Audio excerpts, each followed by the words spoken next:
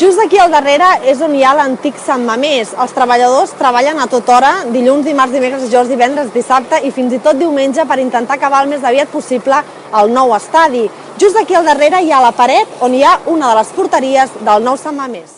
El nou Sant Mamés està construït on hi havia l'antiga Fira de Mostres i on hi havia el vell Sant Mamés. Primer es van aixecar les grades laterals i un dels gols. Ara queda un gol on hi havia la tribuna de l'antic estadi, on no van poder començar a treballar fins que no va ser enderrocat l'antic.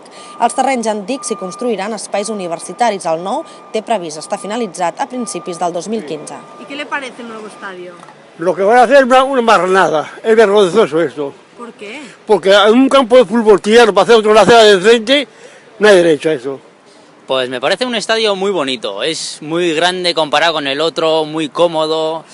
Es un estadio sinceramente sensacional, totalmente rojo, es totalmente rojo. Yo sinceramente sí que le echo un poco de menos un pelín que sea blanco o algo, porque es que rojo completo, pues parece de los Asuna. I és que el vermell és el color predominant. Tindrà capacitat per 53.332 persones i la UEFA segur que li donarà 4 estrelles perquè reuneix tots els requisits dels millors estadis de Champions. És un estadi modern, la botiga n'és un exemple, on podem trobar qualsevol detall de la història del club. Pels més nostàlgics, per 35 euros, tenen un tros de gespa del mític Sant Mamés.